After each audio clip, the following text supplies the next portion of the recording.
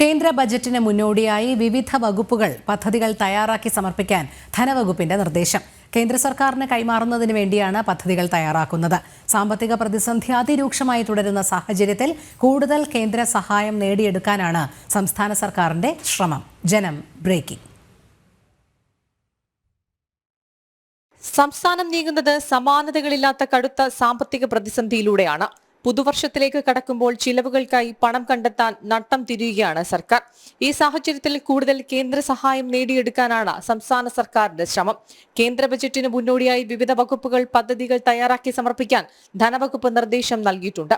ഇത്തരം പദ്ധതികൾ സംബന്ധിച്ചും ലഭ്യമാക്കേണ്ട തുക സംബന്ധിച്ചുമുള്ള വിവരങ്ങൾ ഉടൻ കേന്ദ്ര സർക്കാരിന് കൈമാറാനാണ് ധനവകുപ്പിന്റെ തീരുമാനം. എന്നാൽ കേന്ദ്ര സർക്കാരുമായി ചേർന്ന് സംസ്ഥാനത്ത് നടപ്പാക്കുന്ന എല്ലാ പദ്ധതികൾക്കുമുള്ള കേന്ദ്ര വീതം കൃത്യമായി ലഭ്യമാക്കുന്നുണ്ട്. ലൈഫ് മിഷൻ, കാരുണ്യ ആരോഗ്യ സുരക്ഷാ പദ്ധതി, ജൽജീവൻ മിഷൻ തുടങ്ങിയ പദ്ധതികളുടെ എല്ലാം കേന്ദ്രവിഹിതം കൃത്യമായി നൽകിയിട്ടും തുക വകമാറ്റി ചിലവഴിക്കുന്നത് കാരണം പദ്ധതികൾ നിലയ്ക്കുന്ന സാഹചര്യമാണുള്ളത്. സംസ്ഥാനത്തെ സാമ്പത്തിക കെടുകാര്യസ്ഥതയുടെ ഉത്തരവാദിത്വം കേന്ദ്രത്തിന്റെ തലയിൽ കെട്ടിവെക്കാനുള്ള ശ്രമം ഒരു ഭാഗത്ത് നടക്കുമ്പോഴാണ് മറുവശത്ത് കേന്ദ്രത്തിൽ നിന്ന് കൂടുതൽ സഹായം നേടിയെടുക്കാനുള്ള നീക്കം.